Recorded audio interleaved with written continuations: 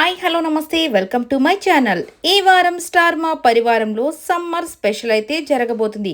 ఇక summer special అనగానే మన వాళ్ళు కొబ్బరి బోండాలు అలాగే చక్కటి జ్యూసెస్ ఇవన్నీ తెచ్చుకొని మజా అయితే చేసేస్తున్నారు.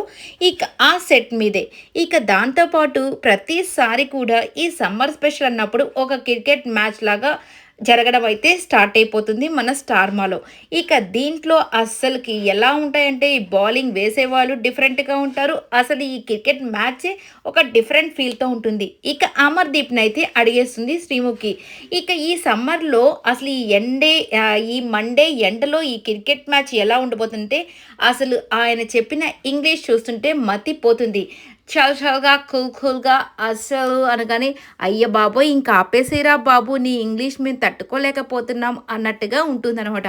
ఇక మన యష్మి అయితే ఇప్పుడు బ్యాట్తో మనం బాల్ని కొట్టిన తర్వాత మనం పరిగెత్తాలా అంటే రన్స్ కోసం పరిగెత్తాలా అని అడుగుతుంది. అంటే ఇటువంటి వాళ్ళు ఇక బ్యాటింగ్ చేస్తే ఏ రేంజ్లో ఉంటుందో చూసుకోండి. ఇక కావ్య యష్మి ఇద్దరు కూడా రన్స్ అయితే తీస్తున్నారనమాట. వావ్ సూపర్ జోడీ కదా అనిపించింది. ఇక శ్రీముఖి వచ్చేసి మన మానస్ని మీరు 100 కదా మీ గోల్ అనగానే ఎస్ 100కి కానీ ఓవర్కి 36 బాల్స్ కొట్టినా ఇంకా మిగిలి ఉంటాయంటే ఓ ఓవర్కి 36 బాల్స్ ఉంటాయంటే అంటే ఏమీ తెలియకుండా మన శ్రీముఖి గారు అయితే అక్కడ అన్నీ కూడా లీడ్ చేస్తూ ఉందన్నమాట. ఇలా సరదాగా సాగిపోతుంది. ఇక అమర్ అయితే అసలు ఫస్ట్ బ్యాటింగ్లోనే అవుట్ అయిపోతాడు. ఇక అందరూ నవ్వులే నవ్వులు. మాకు అర్థమైన విషయం ఏంటంటే అమర్ గారు ఫస్ట్ బ్యాటింగ్లోనే అవుట్ అయిపోతారన్న విషయం మాకు అర్థమైంది అని చెప్పి ఇక ప్రతి ఒక్కరు కూడా సెటైర్లు అయితే వేస్తుంటారు. నిజంగానే అమర్దీప్ గారిని చూస్తుంటే కొన్నిసార్లు చాలా అమాయకుల్లాగా అనిపిస్తాడు. బట్ తెలివైన వ్యక్తేలేండి.